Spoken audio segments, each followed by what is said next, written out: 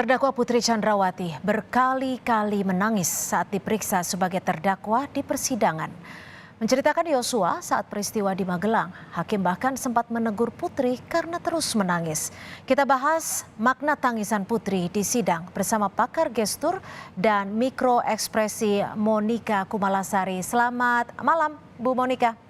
Halo, selamat petang Mbak Cynthia. Ya, Bu Monika, selama persidangan ada banyak kali Putri Chandrawati menangis saat memberikan keterangannya. Tapi sebelum kita bahas, kita simak dulu cuplikannya. Baik. Ia membuka mata saya. Saya menangis. Lalu Susi berteriak, Om Kuat, tolong ibu.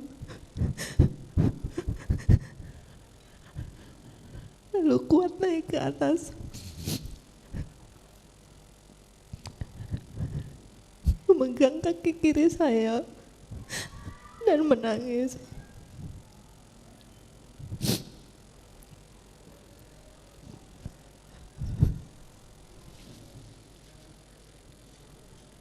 Bu Monika, itu adalah cuplikan bagian kecil dari Putri Chandrawati saat memberikan keterangan sambil menangis di hadapan majelis hakim. Anda membacanya seperti apa tangisan Putri dalam sidang hari ini? Ya, jadi menangis adalah merupakan luapan dari emosi, ya. Emosi adalah merupakan automatic response, ya, untuk sesuatu yang dianggap penting. Nah, makna dari tangisan adalah, ya, tangisan ini bermakna untuk mendatangkan empati, untuk mendatangkan perhatian. Ya, ini makna secara universal kenapa seseorang menangis dan terutama juga kenapa tangisan itu bisa disembunyikan, kenapa tangisan itu juga bisa diperlihatkan. Pada tangisan yang diperlihatkan maknanya adalah untuk mendapatkan empati dari orang di sekitarnya. Ya, nah kita akan melihat apakah pada saat-saat momen apakah Ibu Putri ini menangis. Ya, yang saya perhatikan dari beberapa kali persidangan, beliau akan menangis pada saat ditanya mengenai kejadian di Magelang, ya, kekerasan atau pelecehan seksual, ya, seperti itu. Nah, kemudian di momen-momen yang lain untuk hal yang dianggap penting juga tidak menangis, ya. Nah, tangisan itu memang ada yang tangisan secara genuine karena merasa apa yang sedang dirasakan itu sangat menyakitkan hati, ya, atau beliau mengatakan malu atau aib, ya. Tetapi tangisan juga bisa merupakan sesuatu yang yang bisa direkonstruksi.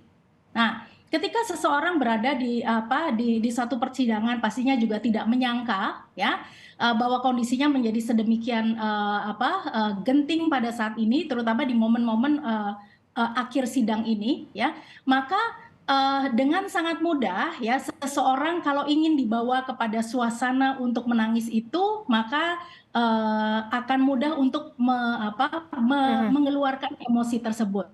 Ya, Gitu, Bu ya. Monika, ini kan Tetapi di sini ada ya, Bu Monika, tapi kan dalam persidangan kali ini hakim juga beberapa kali menemukan ada ketidakkonsistenan dari pernyataan ataupun keterangan Putri.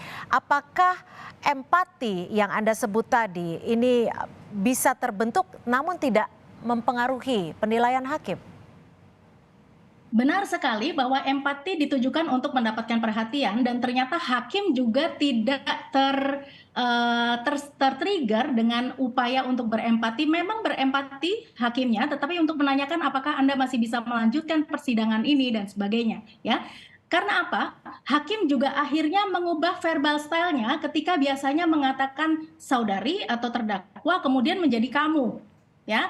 Kamu adalah hubungan yang ada gap antara penanya dan juga yang ditanya, gitu ya. Nah, kemudian juga kalau kita melihat ada ketidakkonsistenan, ya, ketika PC mengatakan bahwa masih trauma, bahkan meminta kepada publik dan khalayak untuk ikut merasakan apa yang sedang dirasakan.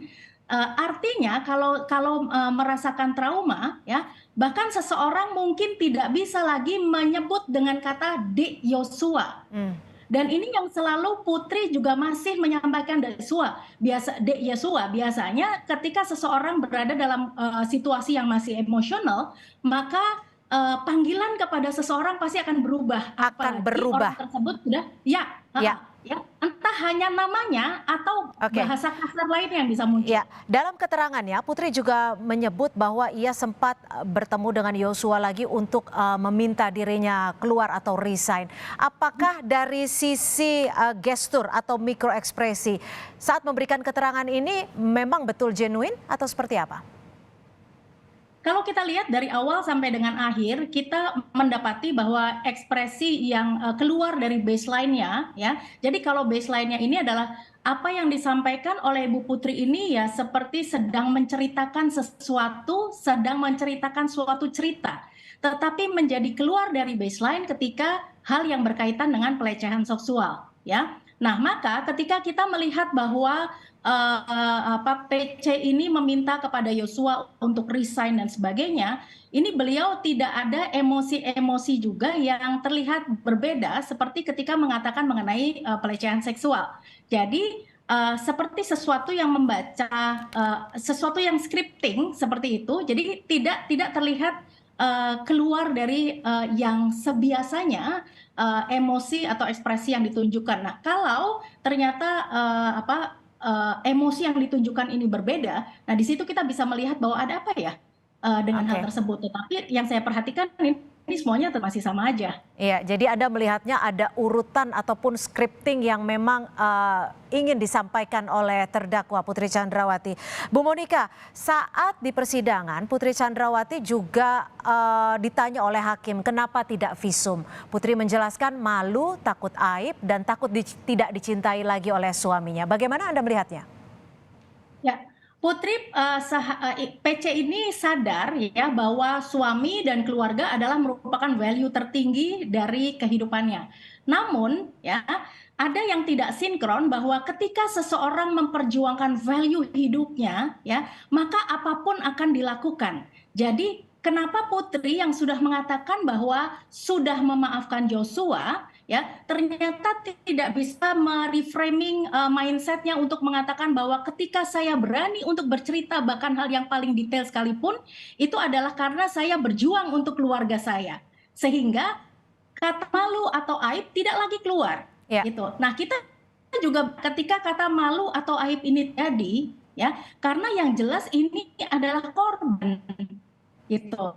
Malu terjadi ketika seseorang normal keadaannya karena kalau frameworknya adalah korban maka rasa malu atau aib yang selalu menjadi alasan itu juga sudah dikesampingkan. Baik, Bu Monika.